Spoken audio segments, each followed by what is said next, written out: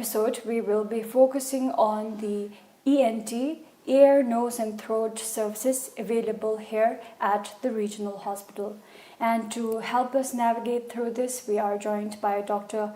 Tshewang Lhamo, an ENT surgeon at the Eastern Regional Referral Hospital, Mongolia. So thank you so much, Doctor, for joining us today. And to begin with, what are the range of ENT services available here at the hospital? First of all, I would like to thank the BBS team for giving this opportunity. Regarding the introduction of ENT, as you have already introduced, it includes the ear, nose and throat diseases. And we also deal with the head and neck diseases. And in the service, firstly we have OPD services. We provide 3 days a week OPD service, whereby a patient with ear, nose and throat diseases can walk in and avail the treatment. Then for those needing surgery, we have surgery twice a week. And then we also provide endoscopy services, ENT endoscopy services during the OPD days, which include auto endoscopy, which is endoscopy of ear, then nasal endoscopy for nose and laryngoscopy for throat examination. Then we have audiology services. We have one audiologist, and under the audiology service we have we do hearing test for those with hearing loss, and we also do newborn hearing screening to detect any congenital hearing loss. And then we also have hearing rehabilitation facilities, like we do hearing aid trial and hearing aid fitting for those with hearing loss.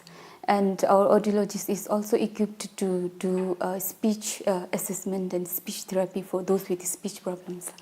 And we provide 24/7 emergency ENT services. And for those ENT service is only ENT service with ENT surgeon is available only in Mongolia Hospital for the East. So we provide guidance to the district hospitals when they consult us. And for those patients who cannot reach us from the far eastern 𝐬𝐿 away from Mongolia, we try to conduct ENT camps, ENT surgery camps.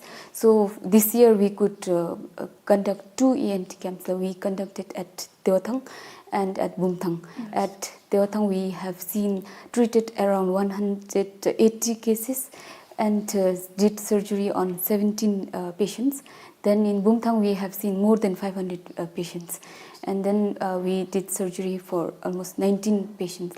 And among the surgery done during the camp, it was basically mostly tympanoplasty. It is a surgery done to repair the perforation of the eardrum, which causes hearing loss and chronic ear discharge. Yes. So Doctor, from what I understood is that you provide a comprehensive ear care services to the people in the region. So how's the staffing situation currently? Do you have enough specialists, nurses, technicians, and likewise audiologists? Yes, so currently we have 2 ENT surgeons, both Bhutanese doctors.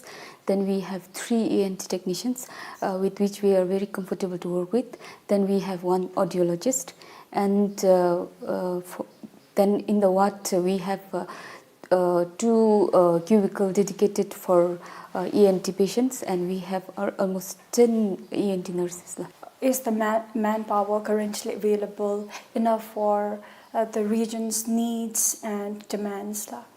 I feel for the Eastern 𝐬𝐿, only ENT being only available in the regional referral hospital in Mongolia, I think it's not enough for those who are away from Mongolia cannot avail it. So either we have to have ENT service in other parts, or either we should have enough capacity to conduct frequent ENT camps to give the services out there. Yes. So Doctor, let's talk about some of the common ENT conditions that you witness in your practice. So what are those? In the ENT, the most common problems we see is mostly ear problems. Yes. And among the ear problems also we see the most common is ear infection. Ear infection, it can be caused due to bacterial or fungal infection. Yes. And it is mostly due to people letting water enter into the ear, moisture in the ear. Then also the people have a habit of picking the ear, digging the ear with the metallic and wooden and cotton buds, so it causes damage to the ear canal, and then infection occurs. In some cases, the eardrum is also damaged and it causes infection. So for that, we clean the patient present with ear pain, ear discharge, and hearing loss. So we do ear cleaning, and then we provide antibiotics, ear drops, and then we follow up. Then it improves with the treatment. But another common cause is impacted wax. Impacted wax. Normally the ear has self-cleansing mechanism whereby the wax comes out itself gradually. It moves from inner part of the ear canal to outer part. Yes. But we tend to, our patients, people tend to disrupt that mechanism by using cotton bud, ear picks, and then they try to clean the earwax. In that process, the earwax is being pushed more medially, and it's impacted there. In some cases, eardrum is also perforated. So we suggest patients not to clean the earwax manually, not to use cotton bud. So if they come to hospital, we give wax softener and we remove the earwax. Then another common problem would be the chronic suppurative otitis media. It is a condition where a patient present with recurrent ear infection, ear discharge, pus discharge. It may or may not be painful. Most of the time it is painless and associated with varying degrees of hearing loss.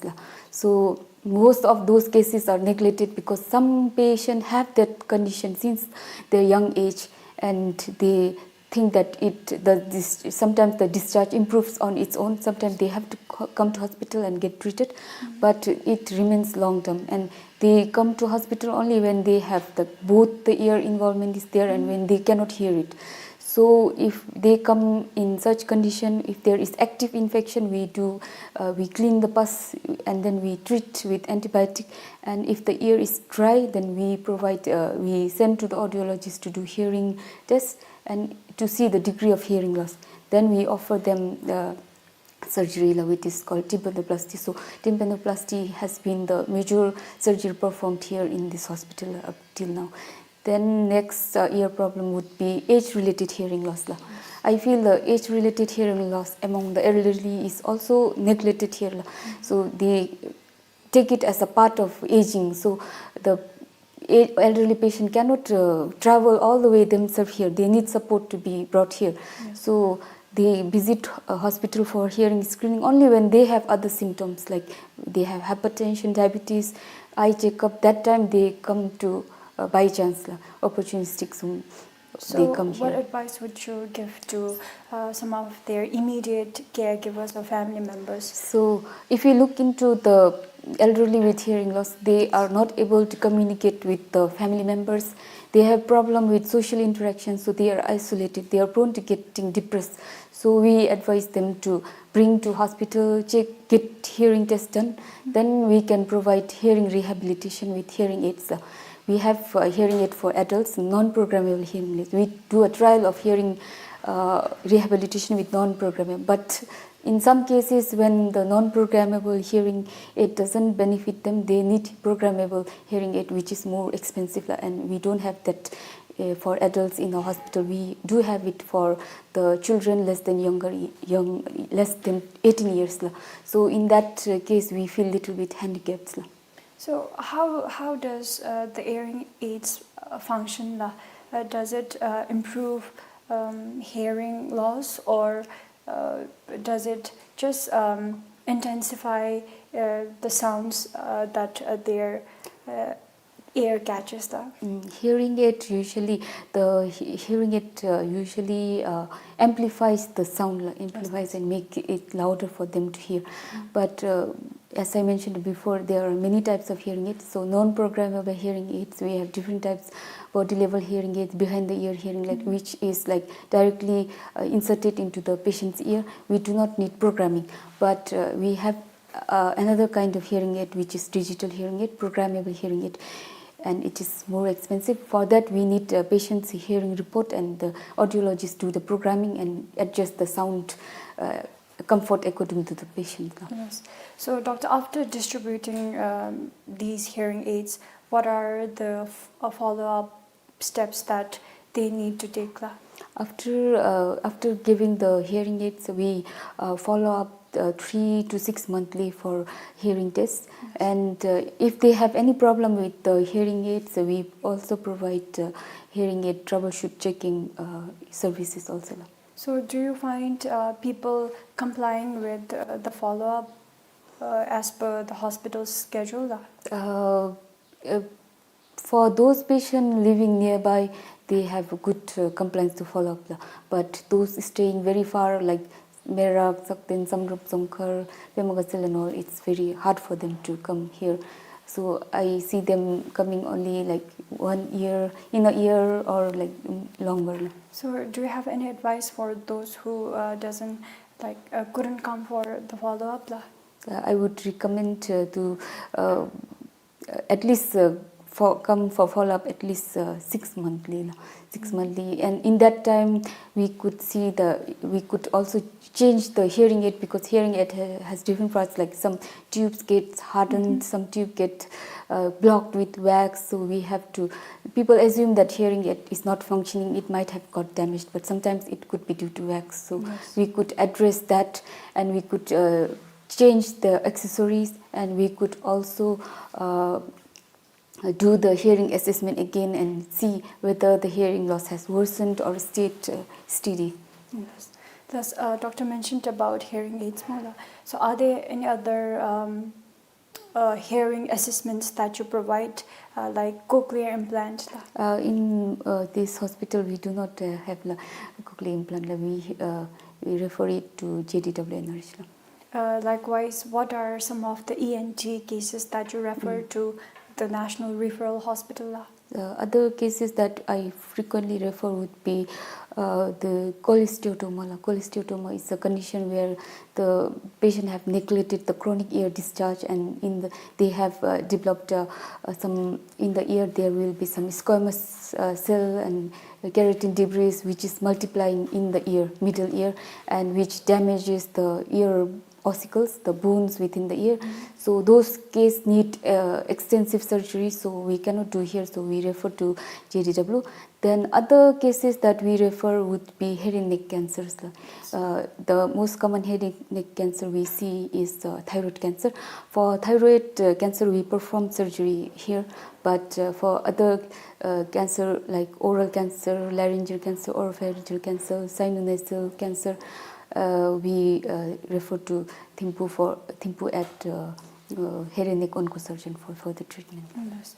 So, doctor, what are there facilities for hearing screening for children, especially babies right after the birth? Yes, we have a universal newborn hearing screening. Yes. For that, babies who are born, they before discharge, usually after 3 days, we do the hearing screening. The test is known as OAE. They have a OAE test, and then they test both ear and see whether that test can see whether the baby's hearing is normal or not. If it's normal, usually no follow-up is done, but if it's abnormal, then our audiologists recommend follow-up every monthly. So I'm also sure that you also encounter cases of congenital ENT conditions.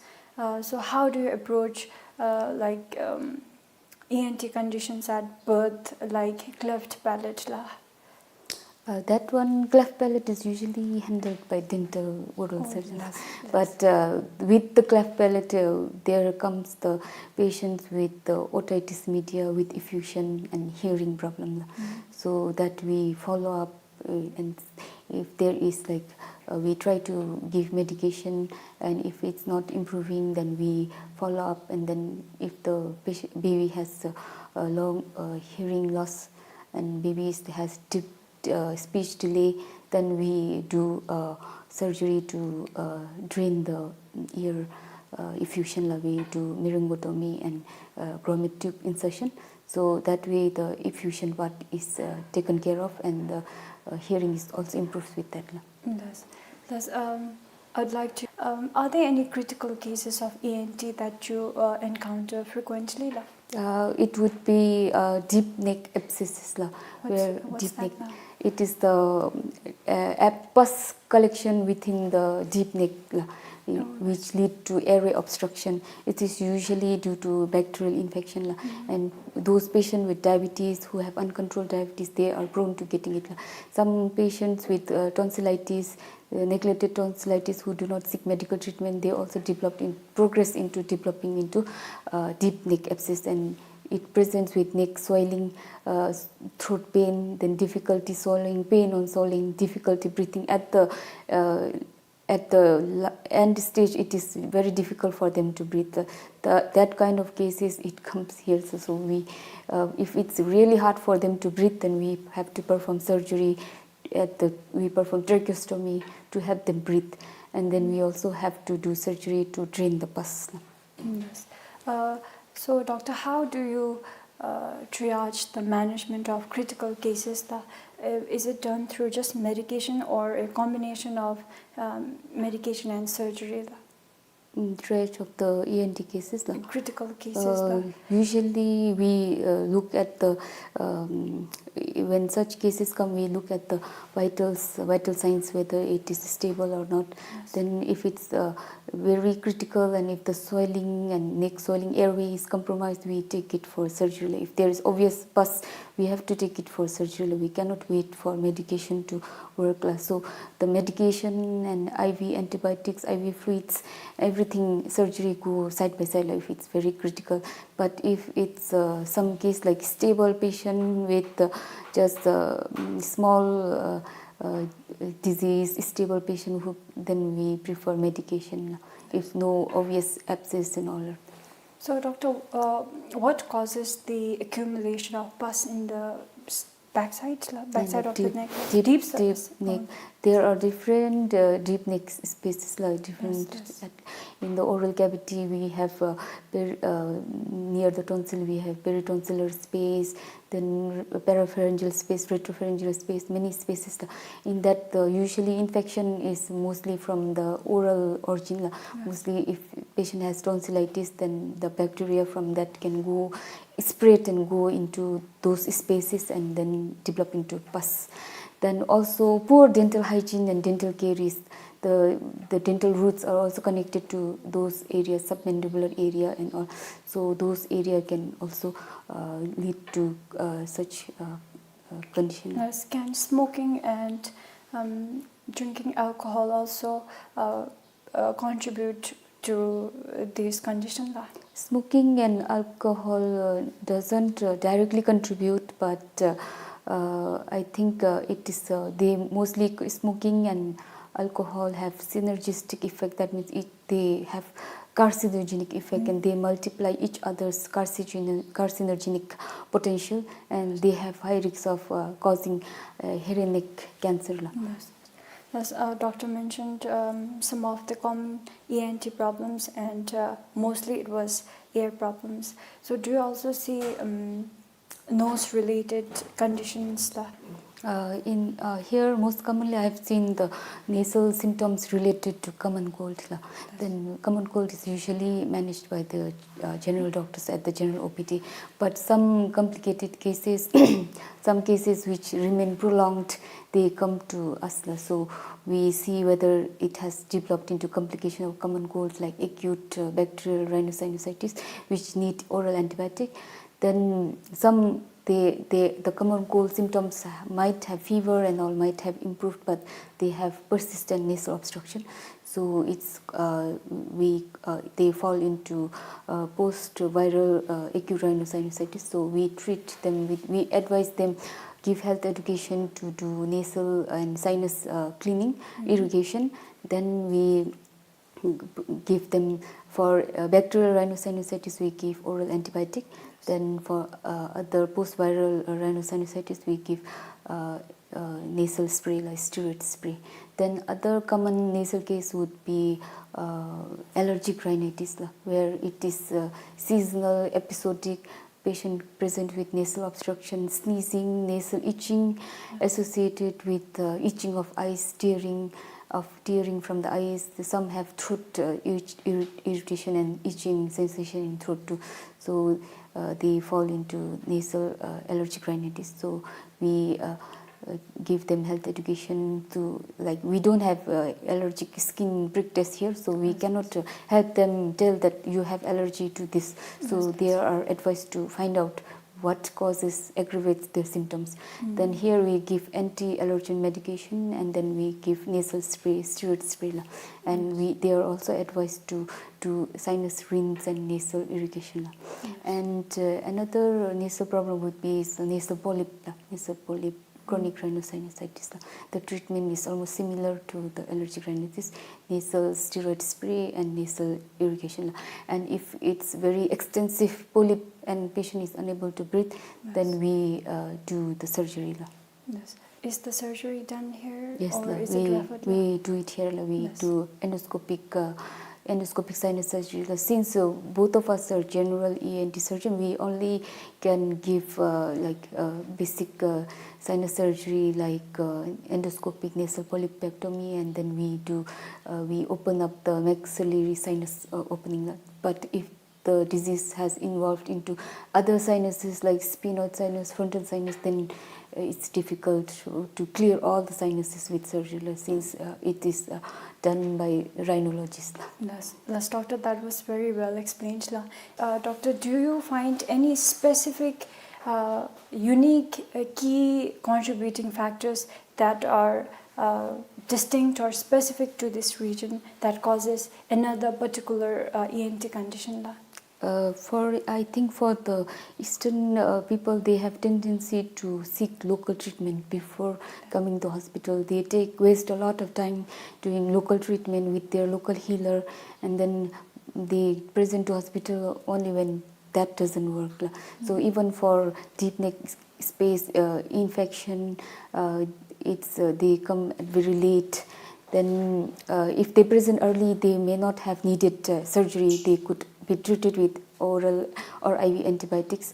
Then for cancer also, we have seen some cases of cancer in the neck where the local healer had cut and then sucked the cancer and worsened it, and then it was like they present at the last stage, final stage, where the survival rate is low, where the treatment is also very expensive.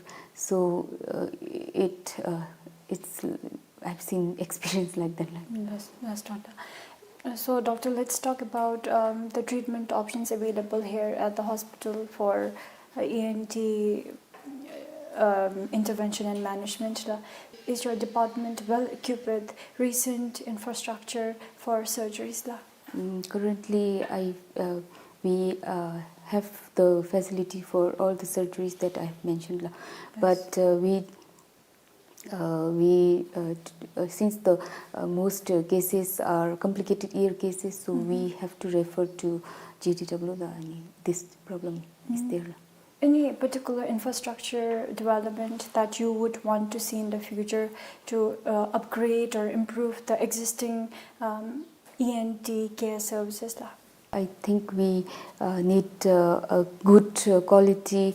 Currently, we have fiber optic laryngoscopy, which is old and low resolution. So what does that do? What does that? It is a flexible scope where we with the camera. We pass it through the nose. Then we can examine the nose. We can examine the throat. That we have the old version, low resolution one. So we would like to, if there is like high resolution HD image, now and in the current world there is HD resolution. So if that is there, then it would be very beneficial for us in the emergency cases. So currently, to view the HD vision, HD image, we use the rigid laryngoscopy. For that, patient has to be fully awake and cooperate. Then for unconscious patient, we cannot use the rigid laryngoscopy. We have to manage with our low resolution already existing fiber optic laryngoscopy. Can you highlight on the rehabilitation part, post-operation care? Post-operatively, immediately after surgery, we keep patient under observation at the ward for major surgeries like thyroid surgery, salivary gland surgery, neck abscess drainage surgery, and all those. And we keep at the ward. We give pain. We do pain management. We give antibiotic and we observe. And for major surgery, we also keep neck drain for the blood and discharge to come out. So we observe that, and then they remain in hospital almost like 5 to 1 week. Then after that, they are stable to be discharged, and then we follow up 1 weekly, 2 weekly, like that. Yes. And sometimes when we have sent a pathology specimen to be examined, we follow up with pathology reports. Yes, doctor, that was very well explained, and I think it's time that we wrap up our session. So if there are anything that I've missed in my questions and the things that you want to get it out there to the viewers, then I'll give you a minute. Yes. Thank you for the opportunity. Lastly, I would like to share about the ear and hearing care. For that, I would like to remind the public not to use cotton buds, not to avoid the habit of ear picking, then protect your ears from loud noises, because we have the loud noises is seen to be causing noise-induced hearing loss. So whenever you are exposed to, when you are going to environment like where there is loud noises, heavy machinery, noises of heavy machinery, so we advise to use hearing protection, and for those patients with hearing loss and chronic ear discharge, please don't ignore it, and please visit the ENT. That's it. So thank you so much, doctor, for your time and your knowledge on ENT services here in the Eastern Regional Referral Hospital. We are really grateful for your insights, and with Doctor today in this episode we have learned about some of the common ENT conditions that she encountered in the region and some of their diagnostic and treatment options available here at the regional hospital. And I would like to thank Doctor again for your time, and that is all. Thank you so much for watching. Until next time, take care. Goodbye.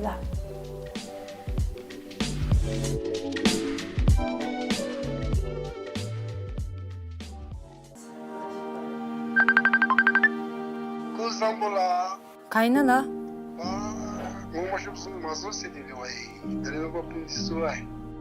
Naiktas में दो जी ना चे.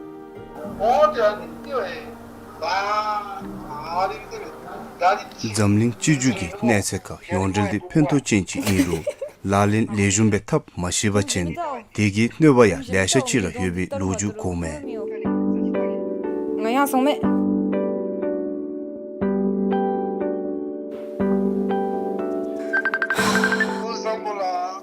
कुछ भी दो cheeky दे अब cheeky जुम दुबाई तंगा दानी की तची खास कर में थाची थागेरा नाची 나 창랍가 차나를 쇼블러 불렀죠. 나 도지멘데 마 호텔나 오마스바진 아니 빠다 딜리 된 잠링 시대다 미세가 기기 네세카 년카 봄쇼치 사이버 블리세 용들 페이스북다 위챗 수기 톨레 미츠 지코 짭짐레 온소 베디 둥에 용추멜 고이 Kimisi ama mukşimi. First ne kıştan acısı da çağırıcı değil mi doji? Afganlar kimin dolayısıyla acıcıymışı. Ne kotoyda da çedinizimizi. Nasıl ben abdüzücüyüm. Kıymi bağırdı mı deddanıyla. Vallahi etimizi kartonu istiyorum. Digi Nyoba Chumi Mashuchi Najinsu Yuble Lerim Digi Chudindi Yondril Facebookda WeChat Tsuna Ngo Mashimi Tsulu Rangi Kole Ngotu Benida Rangi Pa Trini Dile Rangi Ka Chewi Yikcha Tsu Trini Di Nyanka Chenchi Insewi Koda Tup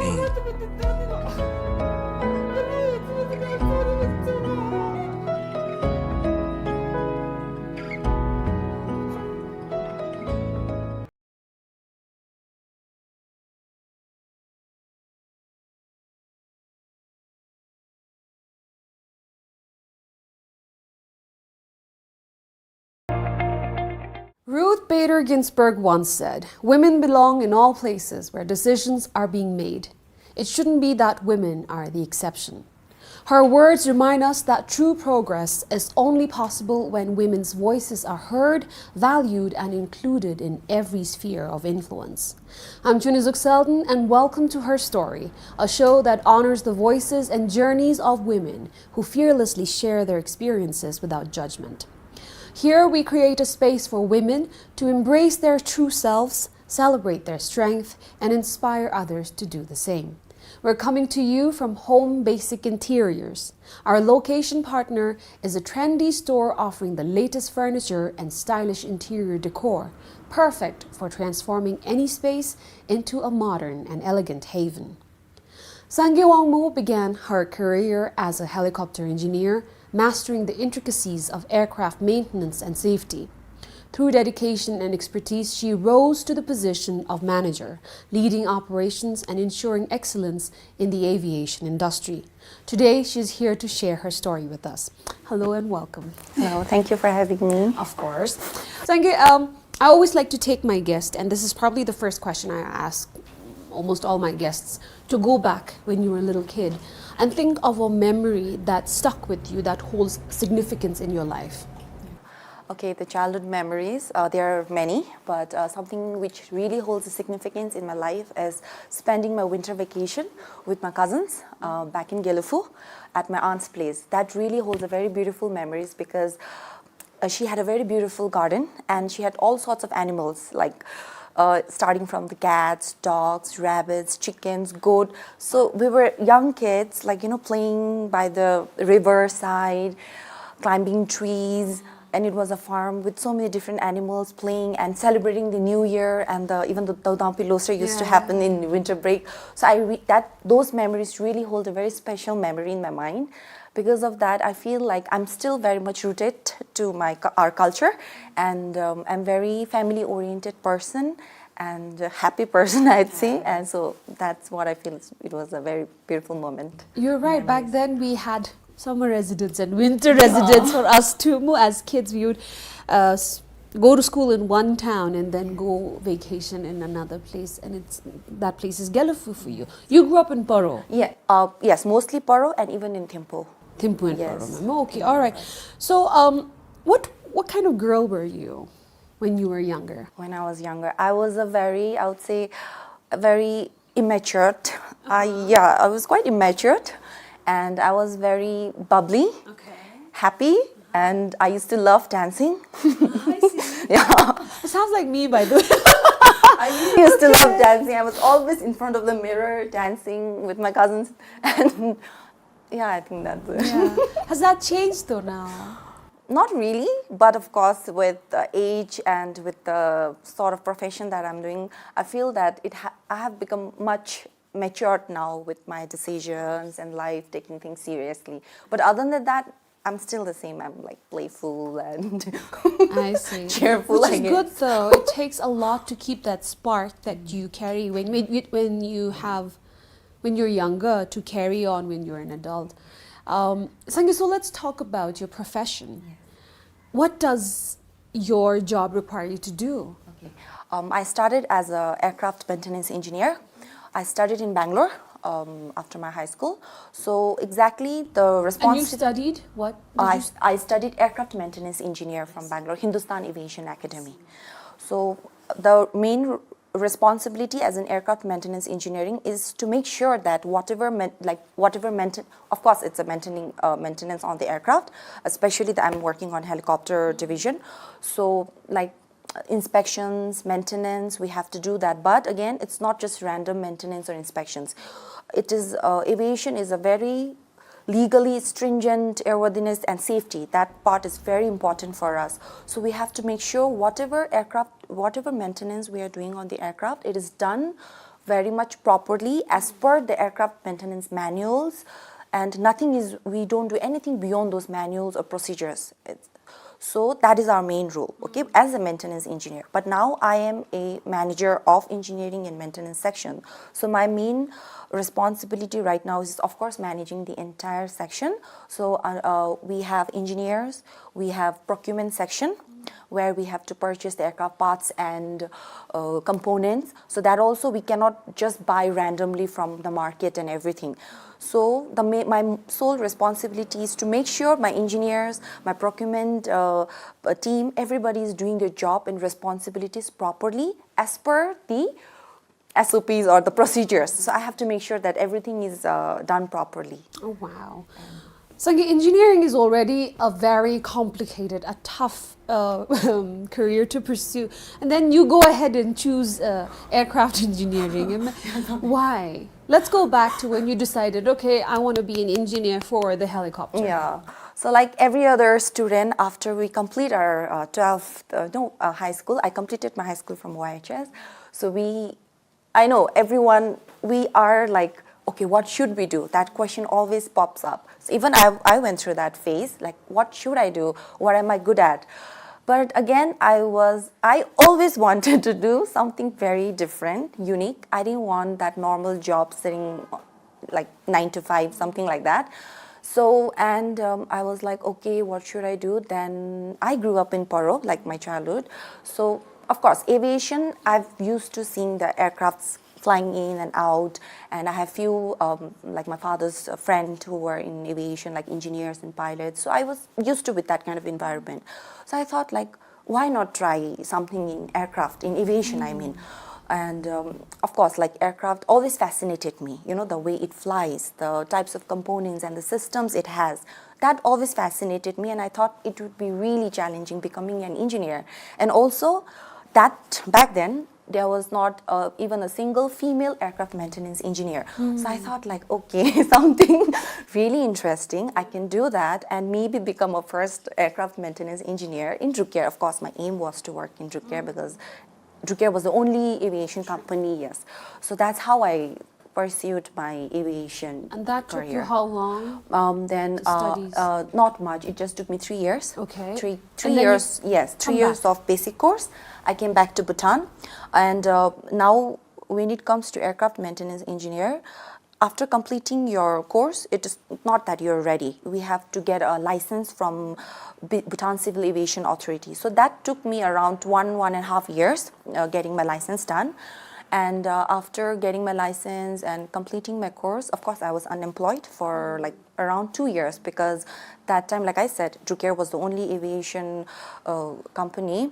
There was no vacancy coming up and I was not ready with my licensing. So I was jobless for 2 years, of course. That was a bit a low phase of my life. But of course, I'm really grateful because my parents were really supportive. They never pressured me like, okay, you took this course, you should at least try to get some other job. They really supported me and like they waited patiently for me to, something would of course turn up nicely. So, and Tashi Airline came up. I was really excited. Unfortunately, they were not hiring anybody. They were hiring engineers directly from, I think subcontracting from Thailand or something.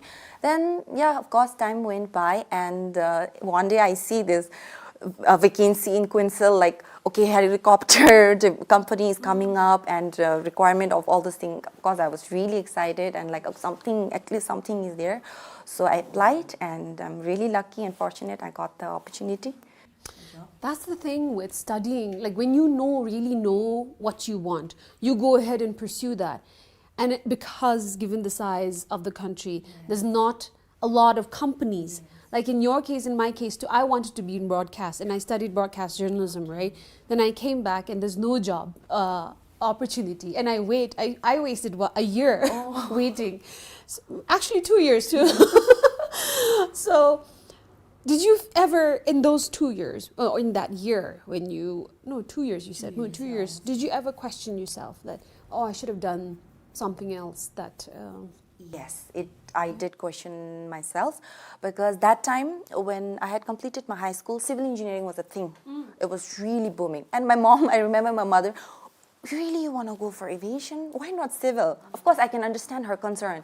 Me being the only daughter, again, venturing into something like all alone. I was the only witness studying in that college. Going alone, I was like not even 18, hardly 18, I guess. So, of course, I can understand the concern of her. And I did regret, yes, I did. Momentarily. Yes, that momentarily, of course. But then you saw that vacancy and you knew this is mine. This is my position. That's my job. That's for me. All right. So then you've been doing this for the past 10 years now. Yes, almost 10 years. Have you ever thought of switching careers? Now, the problem again with having trained in such particular field is that you really can't switch also. Yes. But then there are people who start over with a fresh new career. Have you ever thought about switching, or have you ever thought about doing something else in life? No, never. I never thought of switching my career. Now, with the career progress, of course, we're having a career progress. I want to stick to aviation. But it's not the end, like maintenance is not the end. I want to study masters, of course, in one day. I want to go, like, there is a master's in aviation management or something. And so many, now we have a very great opportunity in aviation with the GMC project and international aviation coming up. So I want to do something in that, like something for the country in the aviation sector as a woman. I'm looking forward to it. You already are. I hope you know that. You already are contributing towards the community of women and to the community as Bhutanese, the Bhutanese community doing the job that you're doing. Yeah. So let's talk about support system. For women to stand out and stand up for themselves, they need a strong support system. Who's your support system? Of course, initially my parents, always my parent. But after that, the support system I got was, like, ever since I started my career, like, I would say my teamwork. I have a very, very good and strong team. I'm really grateful because as a woman starting a maintenance engineer and now becoming a manager, without a very supportive team, it would be impossible to whatever we have achieved. And we have been doing good, actually, the helicopter section. Earlier, of course, it was a different company, Royal Bhutan Helicopter Services, and now with Drungtsho, we have been doing really good. So they are like my team.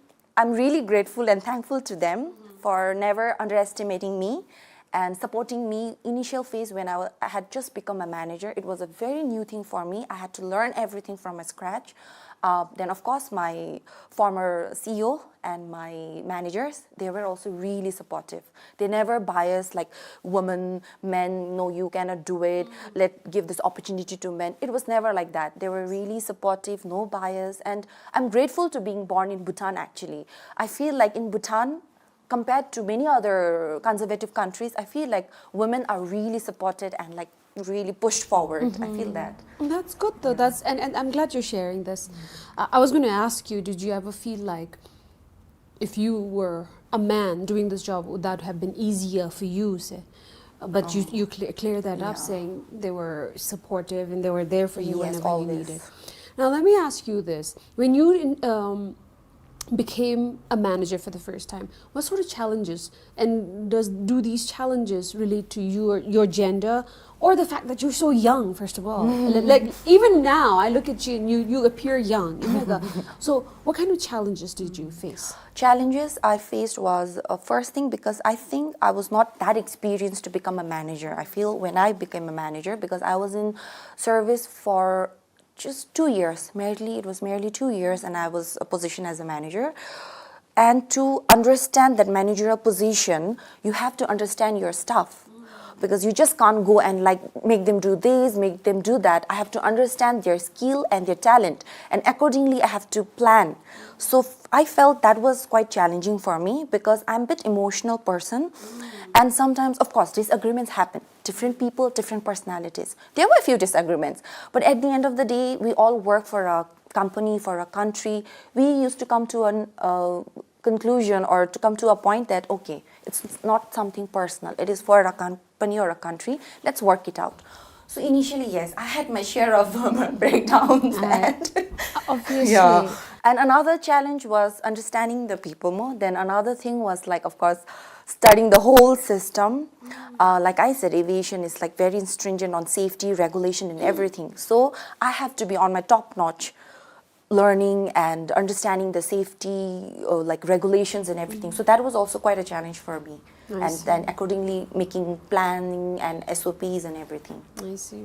What about motivation? Whenever you feel like you are drained out or tired, or when you have confrontation at work, who is your motivation or who is your mentor that you talk to? Talk to Or it can be a person, or what is your motivation to keep going? Yeah, motivation. I feel like since my childhood, my mother she was a teacher, so she has instilled me this thing. You know, when I was like very young, to be an independent woman. She used to keep telling me never depend on anyone, especially husband. I'm sorry. Yeah, like never depend on anyone. She was really independent. So She's cute. yeah, so Right. that thing was there. So that independence thing in me is so high. So what motivates me is like the drive to become an independent woman. I have to work. I have to do something. And another thing I feel is like my desire of career growth. I want to do something. So that motivates me a lot. You're motivated. You're in your mode. Yes, it really motivates. When I remember when people were younger, during your time, okay, they would usually think of professions like pilot whenever they thought of aviation. But you chose engineering. Yeah. Why is that? Did you even consider pilot? No, or, never. Or flight attendant? Flight attendant, maybe when I was in primary or middle school. I used to like, yeah, maybe, but not so much. Because it was glamorous. Yeah, it was Everybody- glamorous, yeah. maybe. Pilot, never. I don't know why. I felt, of course, they have their own challenges, but for me personally, I felt it was not that challenging compared to engineering. I think maybe, I'm not sure, but why I never considered of. It was just something that you chose, Memo. Okay. What has been the most rewarding moment in your career so far?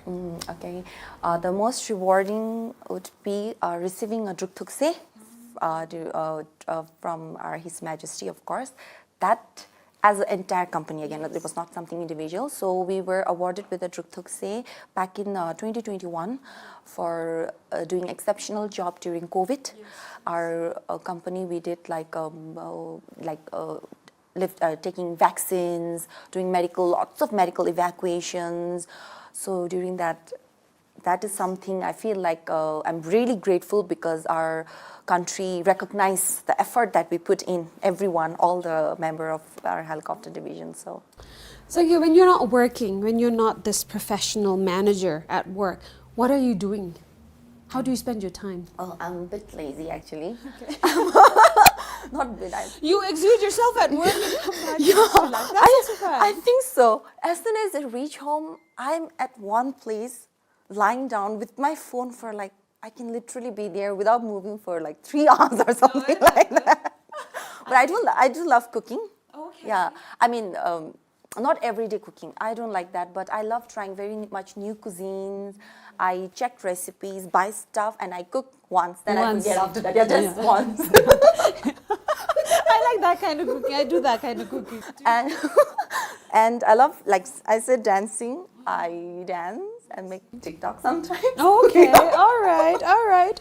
And traveling, yeah. Okay, what do you like cooking first? What do you enjoy? What's your favorite dish to cook? And where do you enjoy traveling? Okay, the favorite dish, I am very much experimental with the cuisines. Wherever I travel to new places, I have to try their cuisine.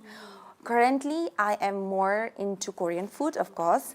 So I have cooked actually kimbap. I have made kimbap. I have made bibimbap.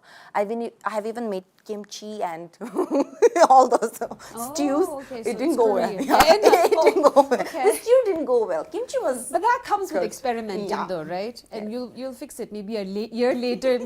Last year I tried cooking, it didn't work. Sangay, so where do you see yourself in the future? For future, obviously I'll be here in Bhutan only. I love my country and I never want to leave Bhutan.